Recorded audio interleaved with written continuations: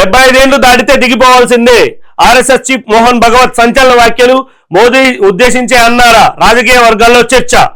పక్కకు తంపుకోమని ఇతరులకు అవకాశం ఇవ్వాలి. శాలువా కప్పారంటే దిగుపోమ్మని అర్థం. భగవత్ ఈ సెప్టెంబర్ తో 75 ఏళ్లు పూర్తి చేసుకున్న ప్రధానమంత్రి మోడీ, ఆర్ఎస్ఎస్ అధినేత వాళ్ళిద్దరూ రిటైర్ అవ్వాల్సిందేనన్న కాంగ్రెస్. నా విరమణ తర్వాత ప్రకృతి సాగు చేసుకుంటా. ఇటీవల హోంమంత్రి అమిత్ షా వ్యాఖ్యలు. యాక్చువల్ ఇక్కడ ఏం జరుగుతుంది అంటే బీజేపీ పార్టీలో ఒక సిద్ధాంతం ఉందండి. 75 సంవత్సరాలు దాటిన తర్వాత ఎవరు క్రియాశీలకంగా ఉండడానికి వీల్లేదు. అంటే ఎంపీగా కానీ ఎమ్మెల్యేగా కానీ పోటీ చేసేయడానికి అనర్హులు. పార్టీని బ్యాక్ ఎండ్ లో అంటే వెనక నుంచి నడిపించడానికి మాత్రమే వాళ్ళు అర్హులు తప్ప ఎంపీగా ఎమ్మెల్యేగా పోటీ చేయడానికి అర్హులు కాదు అని వాళ్ళ పార్టీ సిద్ధాంతం. అంటే యాక్చువల్గా 2014లో మోడీ వచ్చిన తర్వాత దీన్ని తెరపైకి తీసుకొచ్చారు. దానిలో భాగంగానే అద్వానీ గారిని, మురళీ మనోహర్ జోషి గారిని వాళ్ళని రిటైర్మెంట్ ఇప్పించి పక్కకు తప్పించారు. ఇప్పుడు ఈ సెప్టెంబర్ 17తో మోడీ గారికి కూడా 75 సంవత్సరాలు నిండబోతున్నాయి. అంటే బీజేపీలో 75 సంవత్సరాలు నిండిన ప్రతి ఒక్కరు ఖచ్చితంగా రాజీనామా చేయాల్సిందే. అంటే మనకు కొత్త ప్రధాని వచ్చే అవకాశం ఉంది. ఎందుకంటే వాళ్ళ పార్టీ సిద్ధాంతం అదనమాట. ఇప్పుడు ఆ పార్టీని అధికారంలో ఉంది కాబట్టి ఒకవేళ ఆ పార్టీ సిద్ధాంతం ప్రకారం ఫాలో అయితే ఖచ్చితంగా మోడీ గారు రిజైన్ చేయాల్సిందే. మోడీ గారు రిజైన్ చేసి ఖచ్చితంగా కొత్త ప్రధాని వస్తారనమాట. అంటే దీన్ని ఇప్పుడు కాంగ్రెస్ పార్టీ ఏం చేసింది, ఇది బీజేపీలో అంతర్యుద్ధంగా మలచడానికి ట్రై చేస్తుంది అనమాట. ఒకవేళ మోడీ గారు ఉన్నంత వరకు కాంగ్రెస్ పార్టీ దేశంలో గెలవడం సాధ్యం కాదు అని వాళ్ళు ఫిక్స్ అయిపోయి ఒకవేళ మోడీ గారు దిగిపోతే అంటే ఆయనకు 75 సంవత్సరాలు వస్తున్నాయి, ఆయన దిగిపోతే 2029 ఎలక్షన్లో మనకి ఈజీ అవుతుంది గెలవడానికి అని కాంగ్రెస్ పార్టీ బీజేపీ పార్టీలో ఇన్వాల్వ్ అవుతుంది అనమాట. దాంతో పాటు ఆర్ఎస్ఎస్ చీఫ్ మోహన్ భగవత్ గారికి కూడా 75 సంవత్సరాలు నింపుతాయి. ఆయనకు కూడా సెప్టెంబర్ 11 నింపుతాయి. కాబట్టి ఆయన కూడా తప్పుకోవాల్సి వస్తుంది. ఇప్పుడు ఇద్దరు తప్పుకోవాలి అని జయరా రమేష్ గారు అంటున్నారు అనమాట. ఇప్పుడు మన దేశానికి బీజేపీ పార్టీ సిద్ధాంతం ప్రకారం కొత్త ప్రధాని వచ్చే అవకాశం ఎంతుందో రాకపోవడానికి కూడా అంతే ఉందండి. ఎందుకంటే మోడీ గారు ప్రపంచంలో అన్ని దేశాలలో టాప్ లీడర్స్ లో మొదటి స్థానంలో ఉన్నారు. ఇది 100% అందరికీ తెలిసిన విషయం. ఎందుకంటే మొన్న ఆల్రెడీ రేటింగ్స్ చూసాం. ప్రపంచంలో పవర్ఫుల్ లీడర్ ఎవరు అంటే మోడీ గారికి టాప్ ప్లేస్ ఉంది. కాబట్టి టాప్ ప్లేస్ లో ఉన్న వ్యక్తిని సడన్ గా పిఎం స్థాయి నుంచి దిగిపోమని చెప్పడం కరెక్ట్ కాదు. ఆయన వచ్చిన తర్వాత కూడా మన దేశ ఆర్థిక వ్యవస్థ పరుగులెత్తింది, అందరూ చూశారు. ఒక్క కరోనా టైంలో తప్పితే మిగతా అన్ని విషయాల్లో మన మోడీ గారు మన దేశాన్ని ప్రపంచం ముందు గొప్పగా నిలబెట్టేటట్టు చేశారు. అందులో ఎవ్వరికీ సందేహం లేదు. కానీ వాళ్ళ పార్టీ సిద్ధాంతం అనేది ఒకటి ఉంది. ఇప్పుడు ఆ పార్టీ సిద్ధాంతం మళ్ళీ ప్రకటించింది కూడా అమిత్ షా గారు, మోడీ గారే. ఇప్పుడు అమిత్ షా గారు కూడా మొన్న ఒక స్టేట్మెంట్ ఇచ్చారు.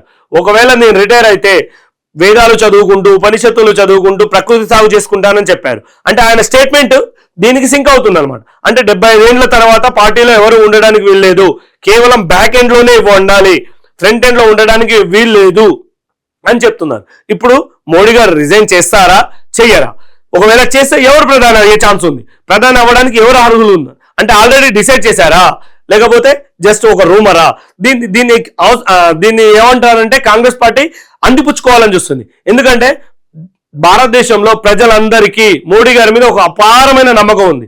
ఆ అపారమైన నమ్మకం వల్ల కాంగ్రెస్ పార్టీ గెలవలేకపోతుంది. మనం చూసాం 3 సార్లు వరుసగా ఎలక్షన్లో గెలవడం అంటే అంత ఈజీ కాదండి.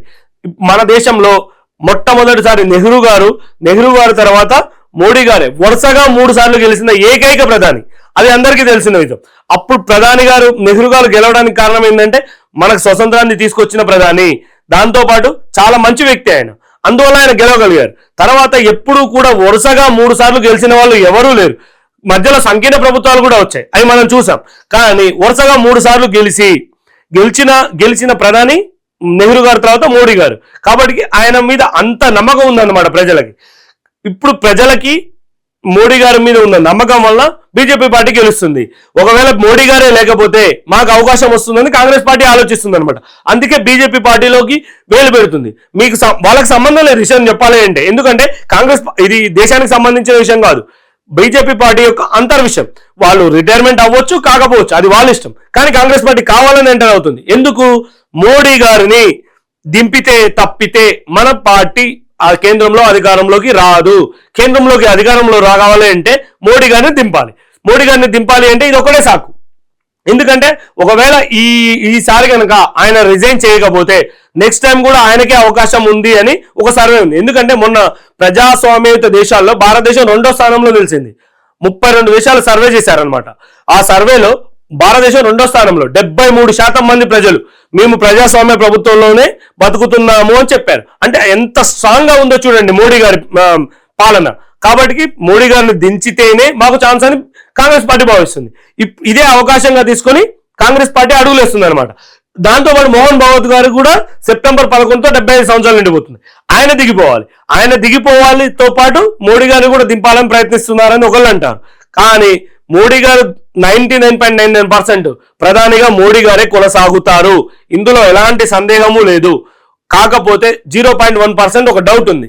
ఎందుకంటే వాళ్ళు ఇప్పుడు ఆయనే పార్టీ సిద్ధాంతాన్ని పెట్టి ఆయనే దాన్ని మీరుతారా లేదా చూడాలి. ఒకవేళ మీరితే ఒక రకంగా ఉంటుంది, మీరకపోతే ఆయన రిజైన్ చేయాల్సి వస్తుంది.